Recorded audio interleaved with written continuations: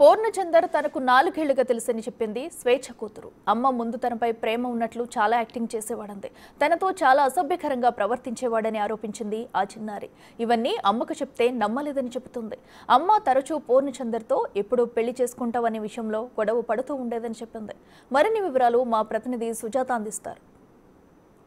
యాంకర్గా పనిచేసినటువంటి స్వేచ్ఛ మృతి కేసులో దర్యాప్తు కొనసాగుతుంది. ప్రస్తుతం స్వేచ్ఛ కూతురు మనతో పాటు ఉంది. నిన్న పూర్ణచందర్ ఒక లెటర్ని విడుదల చేశాడు. పాపని నేను ఎంతో ప్రేమగా చూశాను, ఒక తండ్రి స్థానాన్ని ఇచ్చాను అని చెప్తున్నాడు. నీకు పూర్ణచందర్ ఎప్పటి నుంచి పరిచయం? 4 years నుంచి తెలుసు నాకు.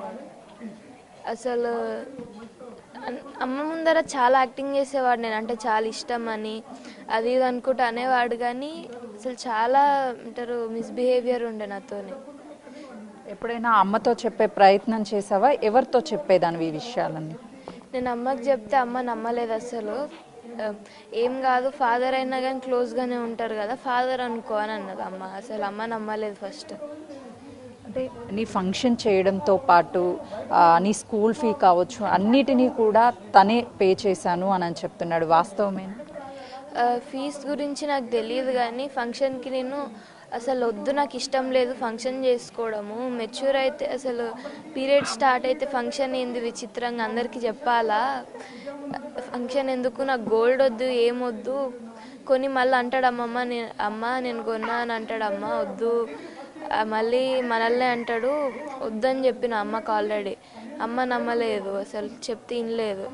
అమ్మ ముందర బాగానే ఉంటాడు కానీ బయట ఎవరెవరికో చెప్పుకున్నాడు అంట, నేను గోల్డ్ పెట్టినా అని. వాడి వల్ల ఫంక్షన్కి అమ్మమ్మ తాతయ్య రాలేదు. అంటే తను నన్ను పూరి అని ప్రేమగా పిలుస్తుంది, ఒక తండ్రి స్థానం ఇచ్చాను అని చెప్తున్నాడు. నేను పూరి అని ప్రేమ పిలవడం కాదు, అమ్మ నాన్న అని పిలవమంటే అంటే పెద్దోళ్ళు అంటే కొంచెం రెస్పెక్ట్ ఉంటుంది. ఫుల్ నేమ్ పెట్టి పిలవలేక నేను పూరి అనేదాన్ని. నాన్న నాకు అసలు ఇష్టం లేదు అసలు. అమ్మ నాన్న అనమంటుంది. అమ్మ ముందర సరేలే అమ్మ కొంచెం హ్యాపీగా ఉంటుంది కదా అని చెప్పి నేను కూడా కొంచెం అంటే కొంచెం ఇష్టమే అన్నట్టు ఉండేదాన్ని, అమ్మ బాధపడకుండా. కానీ నాకు అసలు ఇష్టం లేదు. ఎలా ఉండేది ఇంట్లో అసలుకి పూర్ణచందర్? అమ్మ ఉన్నప్పుడు కావచ్చు లేకపోతే నువ్వు ఉన్నప్పుడు కావచ్చు ఏమైనా గొడవలు పడేవాళ్ళ? గొడవలు ఇంకా అప్పుడప్పుడు ఫ్రీక్వెంట్గా అయ్యేవి. కానీ నన్ను అమ్మని పక్కన కూర్చొనివ్వాడు. నన్ను ఎగ్జామ్ ఉన్నా కానీ ఉండమనేవాడు, అది చెయ్యి ఇది చెయ్యి అని. ఇంట్లో పని చెప్పేవాడు. అసలు మేడున్నా కానీ వెళ్ళిపోయిన తర్వాత ఏదో ఒక పని చెప్పేవాడు నాకు. అమ్మని నన్ను అసలు పక్కన కూర్చుంటే ఎందుకు కూర్చుంటున్నావు దా అని అనేవాడు. చాలా ఇట్లా మీ మధ్య ఉన్నటువంటి బాండింగ్ ని బ్రేక్ చేశాడా ఎప్పుడైనా అతను? Of course. అసలు అమ్మ అంటే అమ్మకి నాకు అంటే మేమిద్దరం, నాకు చిన్నప్పటి నుంచి అమ్మ అంటే ఇప్పటిదాకా కూడా చాలా ఇష్టం. అమ్మకు కూడా నేను వాడు రాకముందప్పటి నుంచి అమ్మకి ఫస్ట్ నాకు చెప్తూ ఎవ్రీ వీక్ ఒకసారన్నా కంపల్సరీ చెప్పేది, నువ్వు లేకపోతే నేను చచ్చిపోతా, నీ వల్లనే బతికినా, నేను నీకోసమే బతికినా, నువ్వు మంచి స్ట్రాంగ్ ఉండాలి అది అనుకుంటే చెప్పేది నాకు.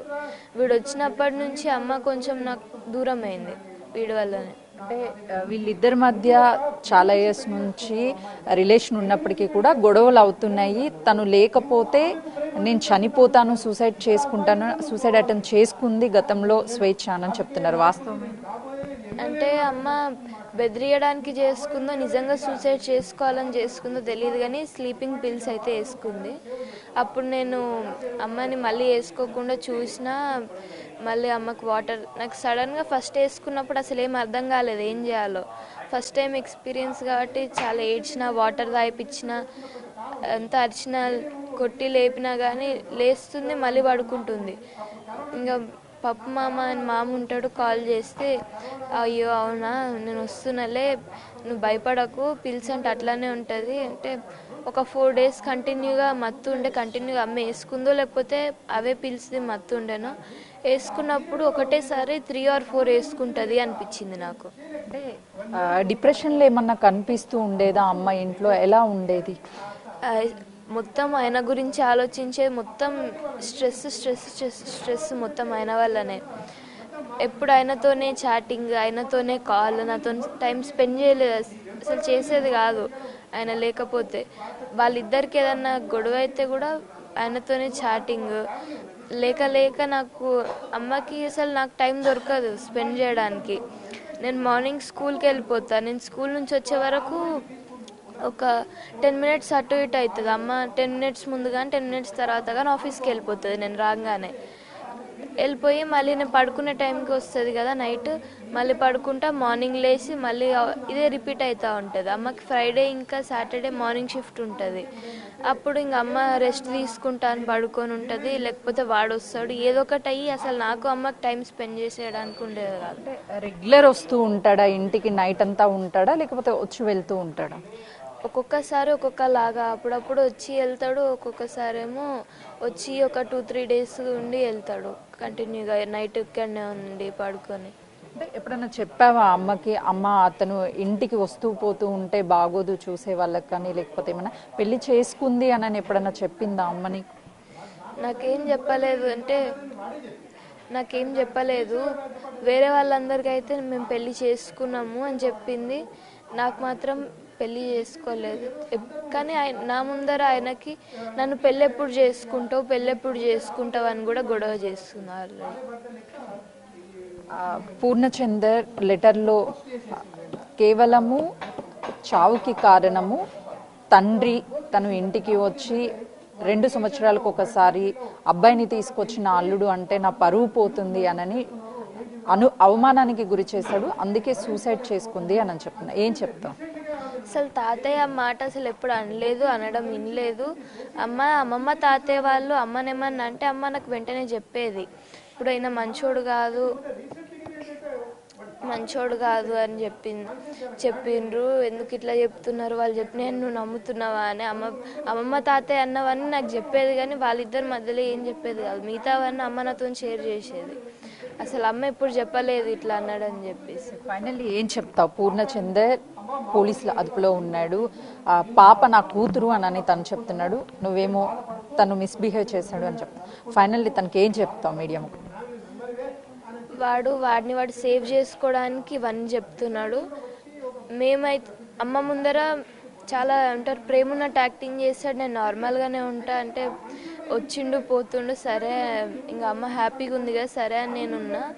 కానీ వాడిని సేవ్ చేసుకోవడానికి వాడు చెప్పిండు, కానీ రియాలిటీలో మేము ఇద్దరం ఎనిమీస్ లాగా ఉంటాం. అది అమ్మకు అర్థం కాదు.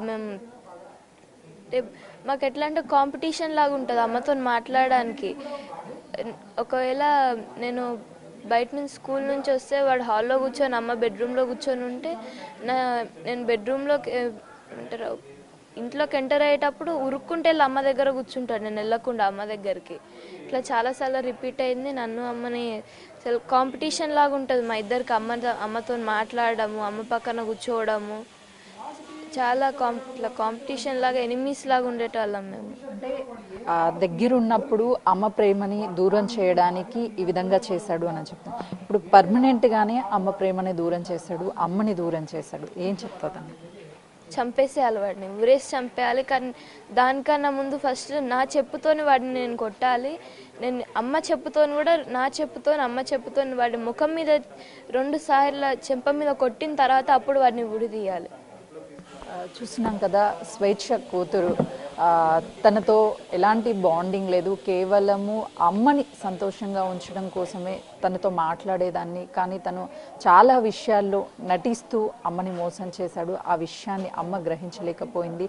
అమ్మతో మాట్లాడడానికి ఇంట్లో ఉన్నప్పుడు నాకు అవకాశం కల్పించేవాడు కాదు, తనే దగ్గరికి వెళ్ళి నన్ను దూరం చేశాడు. కానీ ఇప్పుడు అమ్మని పర్మనెంట్గా నన్ను నుంచి దూరం చేసినటువంటి పూర్ణచందర్ని కఠినంగా శిక్షించాలి, తనని ఉరి తీస్తేనే మా అమ్మ ఆత్మకి శాంతి చేకూరుతుంది అని చెప్పి ఆ బిడ్డ ఆవేదనని వ్యక్తం చేస్తుంది. కెమెరామెన్ శ్రీకాంత్తో సుజాత, హైదరాబాద్.